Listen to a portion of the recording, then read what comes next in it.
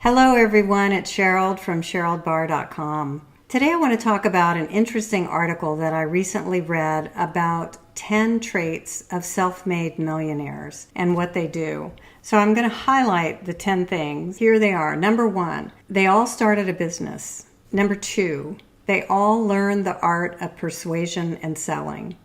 Number 3, they set goals that led to a vision. Number 4 is the ability to generate cash flow on demand. Number 5, solve a problem. Number 6, invest in educating themselves. Number 7, focus without spreading themselves too thin. Number 8, mindset. Number 9, they surrounded themselves with like-minded people. And number 10, they never made excuses. So today I'm going to talk about the importance of solving a problem for your clients and customers. So stick with me and we'll get right into it.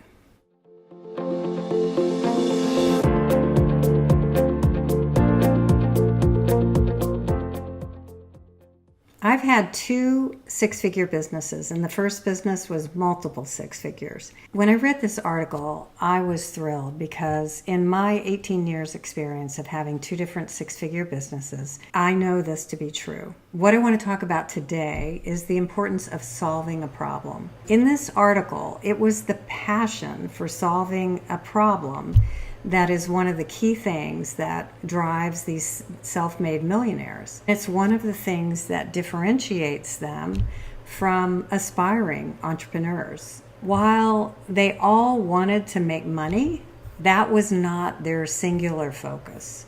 Their focus was on solving the problem and doing it successfully. They simply wanted to enjoy the work they were doing, and in the end, they knew that success would bring in the $1 million that they craved. There's a couple things I want to say about that. If you focus on serving and solving the problem and doing the best you can for your customers, you can't help but be successful.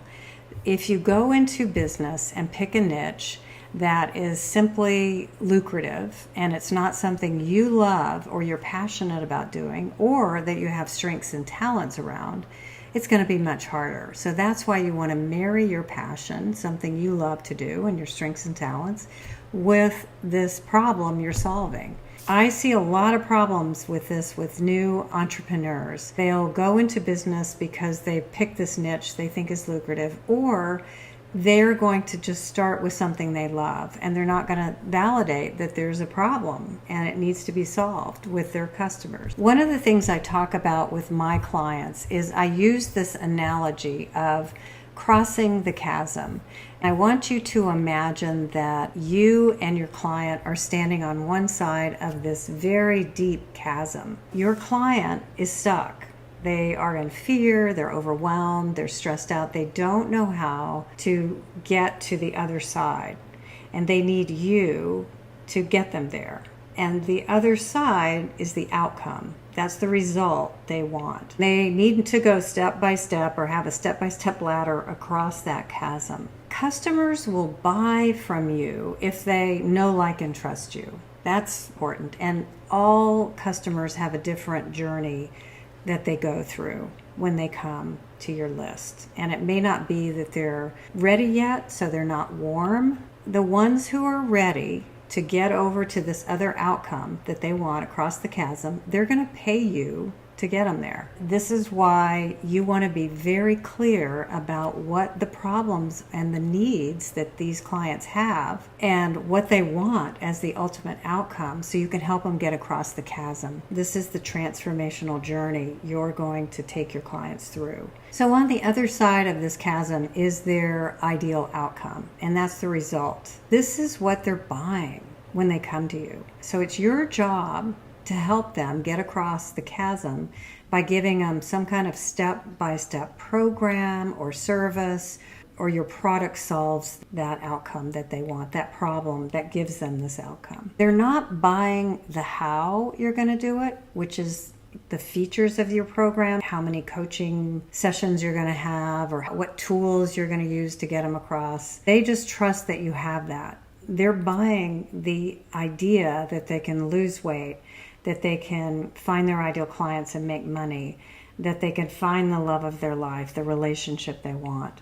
That's the result. So you want to focus on that. And that is the benefit of your offering. I'm going to ask you some questions today that you can answer to help you understand how to get to this. Number one, why does your client want to buy your services? What's their biggest struggle or challenge? What problem keeps them up, awake at night? And I want you to think back to this metaphor of the chasm.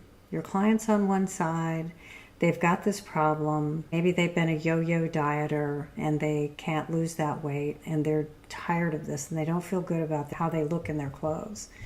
But they've got this problem and it's just a constant struggle and it's on their mind a lot. They need you, to help guide them step by step to get across to this better life, this better business, this whatever it is that they want. It's your job to understand them and be able to speak their language. Number two, what is the desired result that they're looking for?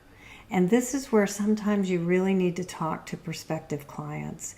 You want to talk to as many as you can and then find the commonalities that is around this theme of the problem. These people need your help to get over there, and they have this dream. They want you to help them get that result, and they're willing to pay for this. This is what they're buying when they come to you. Number three, I want you to think about your clients, and if you've already been in business for a while, make a list of clients, and you can put them in categories of A, B, C.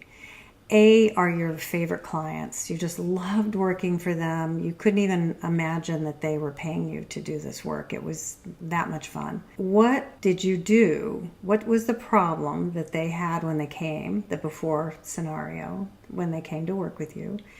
And what was the outcome they got? And start listing outcomes. That will help you see what you've been able to help your clients get. The reason this is important, it's great to see it on paper. The thing I love about this is when you make a list and you see it, this exercise alone is going to show you how much value you're offering your clients. It will validate your fees, or maybe you need to increase your fees.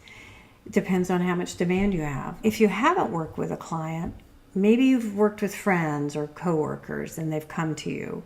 And again, do the same thing before and after. If you're just starting out, maybe your ideal client could have been you years ago. Maybe you were inspired to help others with something you were struggling with. The last question I want you to think about, what would be their emotional and financial costs of not getting help to solve this problem?